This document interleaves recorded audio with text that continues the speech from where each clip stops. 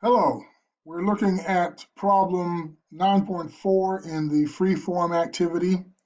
And the first thing I'll tell you is that the numbers, the key numbers in this problem change every time you open up the problem. So if you're not seeing the same numbers I'm using, it's only because you have opened up the problem and they've changed them slightly. But the process of solving the problem is the same, so just follow along with me. Or shut it down and open it up again, you may get the same numbers. We're looking at a study of milk consumption in the United States that indicates that the average milk consumption per capita per person is 22.6 gallons. They don't actually say it's an average, but it's an average. But you think, as the analyst, that it's actually higher. So you want to test the hypothesis that the milk consumption is higher. So you're going to do a sample of 14 individuals and look at their annual milk consumption. And that is in the spreadsheet that they give. So for those of you who are like me, who like to draw diagrams of problems, this is how my diagram looks. We were given a mean of 22.6.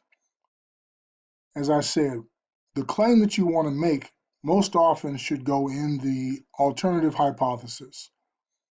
So we have mu greater than 22.6, the null hypothesis, mu less than or equal to 22.6. We calculated the sample mean, the sample standard deviation, and the diagram of the problem looks like this. So the 24.96 is somewhere off to the right, greater than the standard mean of 22.6. The 24.96 greater than 22.6. And we know we want to reject the null hypothesis if that p-value is less than or equal to alpha. But in our case, it wasn't less than, it was greater than. But this is what tells you it's an upper tail test and a one tail test. So that's how you know what tool to select in solving the problem. Now I've already worked through this problem, so you can see that I've calculated the numbers. And all I've done is I've taken the data that they give you here for these 14 people, and I've calculated the sample mean using the average built-in function, which you're familiar with. I've also calculated the sample standard deviation, which you're also going to need. They expect you to know that you are going to need the sample standard deviation because the population standard deviation is not given. I've also put in the standard mean, which is the 22.6 that they gave us. This 2.36 out here is the difference between the standard mean and the sample mean. And because the sample mean is larger, I've subtracted the standard mean from that larger number to give me the 2.36. So in reading the problem, what you should recognize is that this is a hypothesis test of a mean because you want to know if it's greater than, then it's a one-tailed test. But what's most important is that you don't know the population standard deviation, and therefore you have to calculate the sample standard deviation. And you have to use the process, the technique where sigma is unknown. So those are the key things you have to recognize in addressing this problem. In the interest of time, I'm going to use the statistical toolkit that I've made available to you in order to solve this problem. I'm going to pause and go back to the original problem. So back at the original problem, they first want you to set up the hypothesis test. And because we want to test to see if the consumption is actually higher than our standard assumption of consumption, the claim we want to make is that people actually consume more than 22.6 gallons of milk in a year. Whenever you have a claim that you want to prove, especially if that claim involves being greater than or less than the accepted standard, then you want to put that claim in the alternative hypothesis, H sub A. So our mu greater than 22.6 is our alternative hypothesis, and the opposite of that, the null hypothesis, is that the mean is less than or equal to 22.6. So that's how you would set it up. They next ask the point estimate of the difference. So what's the difference between the two means? And we calculated that at 2.36. Next, they want to know at an alpha of 0.01, we want to test for a significant difference.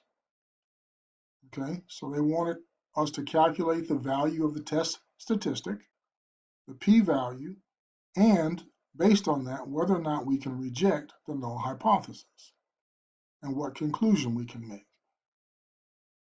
So these are the answers. Let me show you how I arrived at those answers. In our statistical toolkit, we have a tab for hypothesis test of the mean, sigma unknown. And this tool is set up to allow us to do a lower tail test, an upper tail test, or a two-tail test.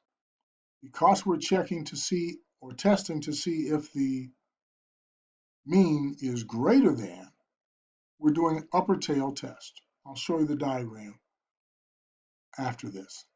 We're doing an upper tail test. So we enter in our standard mean, our sample size, which is 14, our sample mean, which was 24.96, and our sample standard deviation of 4.81. We enter in our level of significance of 0.01, and it calculates the values that we're looking for. The test statistic is the calculated t-value at 1.835. And oddly enough, this particular tool in the software, the 1.83 is considered to be the correct answer. The p-value is 0.14468, or 1.447, rounded to 4 decimal places. And because the p-value is greater than the level of significance, we fail to reject H sub 0.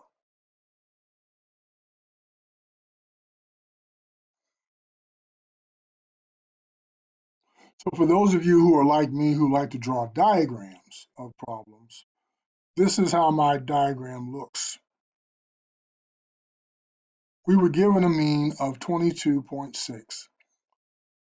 As I said, the claim that you want to make most often should go in the alternative hypothesis. So we have mu greater than 22.6, the null hypothesis, mu less than or equal to 22.6. We calculated the sample mean, the sample standard deviation, and the diagram of the problem looks like this. So the 24.96 is somewhere off to the right, greater than the standard mean of 22.6, the 24.96, greater than 22.6.